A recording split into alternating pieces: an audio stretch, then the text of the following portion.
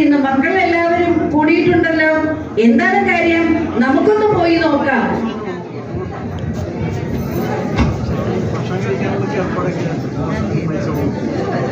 ചേച്ചി, നീ ഇത്ര പെട്ടെന്ന് റെഡിയായോ? ചേച്ചി, എനിക്കിത് പ്രമാദമായ ഒരു കേസ് വാദിക്കാനുണ്ട്. കുറെ ഫയലുകൾ റഫർ ചെയ്യാനുണ്ട്. ഞാനൊന്ന് പോയിട്ട് വരാം. ശരി. എന്താ ചേച്ചി? നീ ഇതൊന്ന് ലീവ് എടുക്കും. നമ്മുടെ അച്ഛന് സുഖമില്ലാതിരിക്കുകയല്ലേ? കുറെ നേരമായി ആ ഡോക്ടറെ വിളിക്കുന്നു. അതൊന്നും വിളിച്ചിട്ട് കിട്ടുന്നുമില്ല. നീ ഒന്ന് പോയി അച്ഛനെ കാണിക്കാൻ വേണ്ടി. ചേച്ചി, ശിവാനി മോളെ ഡോക്ടറെ കാണിക്കാൻ ഇന്നലെ ഞാൻ ലീവ് എടുത്തിരുന്നു. എന്തിന് ലീവ് എടുക്കാൻ പറ്റുമെന്ന് തോന്നുന്നില്ല. എന്റെ ക്യാഷ് ലീവ് എല്ലാം തീർന്നിരിക്കുക. പോരാത്തൊരു കുട്ടികളുടെ ഓണപരീക്ഷയുമാവാൻ മോഷൻസ് ഒന്നും നേരിട്ടില്ല. കാരുണ്യ ചേച്ചി ഇവിടെ ഉണ്ടല്ലോ.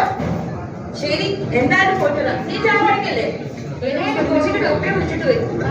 എന്ത് ചേച്ചി വിളിക്കുക? എനിക്ക് ബാങ്കിൽ ലോൺ വേണം നടക്കുകയാണ്. പോരാത്തിന് ഓടിന്റെ തിരക്കും മുള്ളിൽ നിൽക്കുന്ന പോലെ ഞാൻ ഇപ്പൊ തന്നെ നിൽക്കുന്നത്. കളിച്ചേച്ചി വേണമെങ്കിൽ അച്ഛനെ നോക്കാൻ മക്കളൊക്കെ നിന്ന് പോരാത്തിന് സാരിയ ചേച്ചി ഇവിടെയുണ്ട്. എന്നെ കൊണ്ട് നോക്കാൻ പറ്റില്ല. ഞാൻ ചോദിക്കും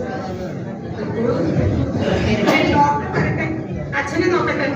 നാളെ എനിക്ക് കമ്പനിയുടെ സുപ്രധാനമായ മീറ്റിംഗ് നോട്ടീസ് ഒക്കെ വരുന്നതാണ്. എല്ലാവർക്കും ഒരേ തിരക്ക് തന്നെ. എനിക്കാണെങ്കിൽ കോളേജിൽ ഇന്ന് യൂണിയൻ ഇലക്ഷൻ നടക്കുന്ന ദിവസവും കുട്ടികൾ തമ്മിലടിയും സമരവും പ്രശ്നങ്ങൾ എത്രയാണെന്ന് അറിയാമോ? എന്നോട് എല്ലാവരും അത് പറയുന്നത് അച്ഛനൊക്കെ ഇവിടെ ആള് വേണ്ടേ? ആ പണിക്കാരിയുടെ അമ്മയ്ക്ക് മരിക്കാനുള്ളൊരു സമയം. ഇനി എന്താ ചെയ്യേ? വല്ലാത്ത കഷ്ടമായിട്ടാ. ഞാൻ ഒറ്റയിട്ടല്ല നിങ്ങളുടെ എല്ലാം തിരക്ക് കേൾക്കാൻ. ചേച്ചി ദേഷ്യപ്പെടാത്തോ? നമുക്ക് അച്ഛനെ വല്ല വൃദ്ധസദനത്തിൽ മാറ്റിയാലോ? സദനം പറഞ്ഞത് നല്ലൊരു ഐഡിയയാണ്. വടക്കഞ്ചേരിയിൽ നല്ലൊരു വൃദ്ധസദനമുണ്ട്. എന്റെ കോളേജിലെ HOD ചിദംബരം സാറിന്റെ അമ്മയെയും സുധ ടീച്ചറുടെയും അച്ഛനെയെല്ലാം അവിടെ ആക്കിയിരിക്കുന്നു. പക്ഷെ ഒരു പ്രശ്നമുണ്ട് കേട്ടോ. അച്ഛന്റെ പെൻഷൻ തുക മാത്രം പോരാ അവിടെ അച്ഛനെ കൊണ്ടാക്കാൻ. നമ്മളോ എന്തെങ്കിലും കോൺട്രിബ്യൂട്ട് ചെയ്യേണ്ടി വരും. അത് നമുക്കൊരു ബുദ്ധിമുട്ടാവില്ലേ? നിന്റെ ആ ശമ്പളത്തിന് പകുതിയെങ്കിലും നീ തരേണ്ടി വരും. അല്ലാതെ പറ്റില്ല. അതൊന്നും പറ്റില്ല. എല്ലാവരും കൂടി ആലോചിച്ച് എന്താന്ന് വെച്ചാൽ ചെയ്യാം. ഡോക്ടർ, ഞങ്ങൾ അച്ഛനെ കുറിച്ച് സംസാരിക്കുകയായിരുന്നു. ഓ, അച്ഛന്റെ കാര്യത്തിലെ ആട്ടെ, മക്കളെല്ലാവരും എത്തിയോ? എത്തിക്കൊണ്ടിരിക്കുന്നു ഡോക്ടർ. അച്ഛന് തീരെ സുഖമില്ലെന്നറിഞ്ഞ് ഓരോരുത്തരെ വരുന്നുണ്ട്. ആണോ? ഞാനെന്തായാലും അച്ഛനെ കണ്ടിട്ട് വരാം. ശരി ഡോക്ടർ, ഡോക്ടറുടെ കൂടെ പോയിക്കോളൂ. ചേച്ചി, നമ്മുടെ അച്ഛൻ എന്ത് പറ്റി ചേച്ചി? ഞാൻ പോകുമ്പോ ഒരു കുഴപ്പമുണ്ടായിരുന്നില്ലല്ലോ. ഇത്രയേരമായി അറിയോ? ഞാൻ ശീലിക്കുന്ന കുട്ടികളൊന്നും വന്നില്ലേ? ചേച്ചി വല്ലാതിരിക്കുന്നല്ലോ. നിന്റെ അസുഖം എന്തായി കുട്ടി? ഞാനിവിടെ ഹോസ്പിറ്റലിൽ അഡ്മിറ്റ് ആയിരുന്നു ചേച്ചി. 2 ദിവസം മുമ്പാണ് ഡിസ്ചാർജ് ആയത്. പക്ഷേ അച്ഛനെ കുറിച്ച് ആലോചിച്ചപ്പോ എനിക്ക് അവിടെ നിൽക്കാൻ പോകില്ല. ഞാനിവിടെ വേഗം വന്നു ചേച്ചി. നീ പറഞ്ഞ സ്വാമിനി വരുമോ? സ്വാമിയെ ഞാൻ വരുന്ന വഴിക്ക് വിളിച്ചിരുന്നു. ഇപ്പഴെത്തും. സ്വാമിനി വരട്ടെ. സ്വാമിനി എന്താ പറയുന്നത്? ശിവാനി മോളെ, അയ്യോ മോളെ, മുഖത്തിന് വയ്യാന്ന് പറഞ്ഞപ്പോ വരുമ്പോ വേഗം വന്നല്ലേ. ഒന്നും കഴിച്ചിട്ട് എനിക്ക് ഐസ്ക്രീം. അമ്മയാണെങ്കിൽ ഐസ്ക്രീം ഒന്നും വാങ്ങി തരില്ല. അതിനെന്താ, വലിയ പൈസ തരാലോ. ഒന്ന് വാങ്ങിച്ചോ. ഇവിടെ വാങ്ങിച്ചല്ലോ. സ്വാമിനി സ്വാമിനി ഇപ്പൊ വരും. ഞാൻ വിളിച്ചിരുന്നു. ഇപ്പഴെത്തും. ഇപ്പഴെത്തും ചേച്ചി. ഞാൻ വരട്ടെ വിളിച്ചിരുന്നു. ഞാൻ ഒഴുകി ഒന്ന് നോക്കാം. അല്ലാതെ എന്താ? ഡോക്ടർ എവിടെ? ഡോക്ടർ, അച്ഛനെ എങ്ങനെയുണ്ട് ഡോക്ടർ? അച്ഛന്റെ കാര്യം കുറച്ച് അവശതയാണ്. അച്ഛനെ മനസ്സിലാക്കി ആരും എവിടെയും പോകരുത്. എപ്പോഴും ആരെങ്കിലും ഒരാൾ കൂടെ ഉണ്ടാകും. അച്ഛനെന്തെങ്കിലും ആഗ്രഹമുണ്ടെങ്കിൽ സാധിച്ചു കൊടുക്കും. വിശേഷിച്ച് എന്തെങ്കിലും ഉണ്ടെങ്കിൽ വിളിക്കൂ. ഞാൻ വൈകുന്നേരം ഒന്നുകൂടെ വരാം. ശരി.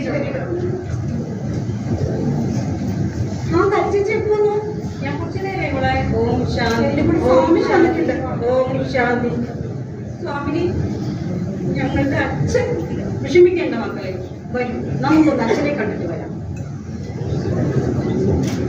മരുന്ന് കൊണ്ടോ ഗുണമില്ല, പിന്നല്ലേ വല്ല മന്ത്രം കൊണ്ട്. എന്തൊക്കെ കാണണം. ചേച്ചി തലമറത്തിനകത്തന്നോ? ഞാൻ എല്ലാ ദീപവും ഏർപ്പാടാക്കിയിട്ടുണ്ട്. അച്ഛൻ എന്തെങ്കിലും സംഭവിക്കുന്നതിന് മുന്നേ സ്ഥലത്തിന്റെ കാര്യത്തിൽ തീരുമാനം ഉണ്ടാക്കണം. അവൻ വിളിച്ചാ പോലും ഫോണല്ലേ. ഇനി അമ്മ അത് നോക്കിക്കോളും. ഞാൻ അവനെ എല്ലാം ഏർപ്പാടാക്കിയിട്ടുണ്ട്. അല്ലാതെ നമ്മൾ ഓരോരുത്തർ ഏർപ്പെട്ടിട്ട് എന്താ കാര്യം? അവനല്ലേ മുതിർന്നവൻ, ചെയ്തോട്ടെ. അമ്മേ, വല്യമ്മ മുത്തശ്ശിനെ കാണാൻ അകത്ത് പോയി മോളെ. ചോറ് നോക്കിയിട്ട് വരും. അല്ല, നിങ്ങളുടെ പാത്രത്തിന്റെ ഒക്കെ കാര്യം പറഞ്ഞില്ല. ആ എസ്റ്റേറ്റ് എനിക്ക് തന്നെ വേണം. അത് ശരിയാണ്. എല്ലാം ശരിയല്ലേ?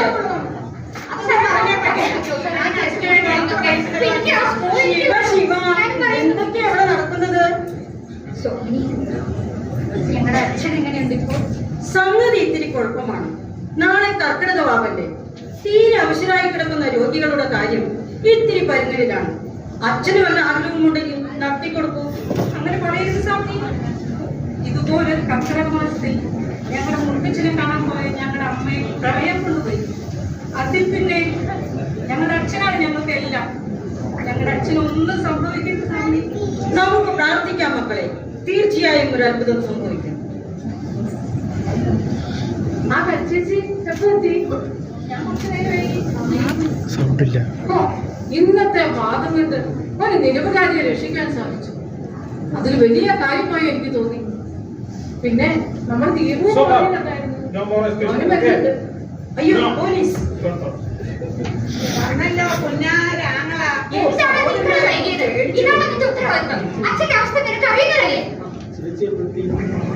കുറച്ചു നേരമായി ദീപു. ഞാനിത് സ്വാമിയുടെ കാര്യം പറഞ്ഞിരുന്നില്ലേ?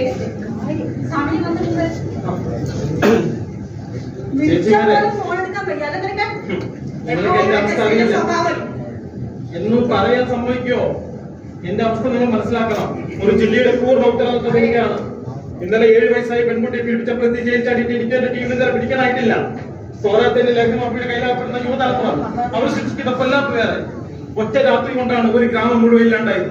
ഞാൻ നിന്റെ ഫോഴ്സ് മുഴുവൻ അവിടെയായിരുന്നു. നിങ്ങൾ ടിവിയിലും പത്രത്തിൽ കാണുന്നില്ലേ? എന്നിട്ടാണ് എന്നോട് ഈ ചോദ്യം ചോദിക്കുന്നത്. നിങ്ങൾ എന്തിനാ ഇവിടെ കൂടിയിരിക്കുന്നത് എനിക്കറിയാം. ഇവിടെയുള്ള പറമ്പിൽ എനിക്ക് പകുതി വേണം. ഞാൻ എന്താണ് നീ പറഞ്ഞത്? നിനക്ക് മാത്രമാണോ പദ്ധതി? ഞങ്ങൾ ഇത്രയും മക്കളെ, ഞങ്ങൾക്ക് എല്ലാവർക്കും തുല്യ അവകാശം വേണം. നീ അവധിക്ക് നിങ്ങൾ കാരണമാണ് ഞാൻ വീട് വിട്ടു പോയത്. അറിയുന്നത് ഉത്തരവാദിത്വം ഏറ്റെടുക്കാൻ വയ്യാതെ വീട് വിട്ട് പോയതവൻ. പിന്നെ പാടത്ത് വന്നിട്ട്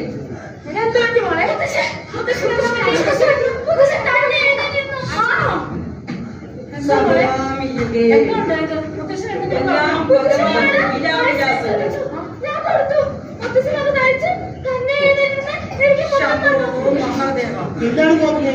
എന്താണ് സംഭവം? അച്ഛൻ എന്തായിരുന്നു മോള് പറഞ്ഞു. അവരെല്ലാരും അകത്തേക്ക് പോയിരിക്കുകയാണ്. ആണോ? ഞാനൊന്ന് നോക്കിയിട്ട് വരാം. ഞങ്ങളും വരും. ഡോക്ടർ, അച്ഛൻ എണീറ്റു. ശരി. സ്വാമി വരണ്ടോ? ശരിയായിട്ടുണ്ട്, വരണം. സ്വാമി, ഞങ്ങളുടെ അച്ഛൻ എണീറ്റു. ഞാൻ അപ്പോഴേ പറഞ്ഞില്ലേ മക്കളെ, ഒരു അത്ഭുതം സംഭവിക്കുമെന്ന്.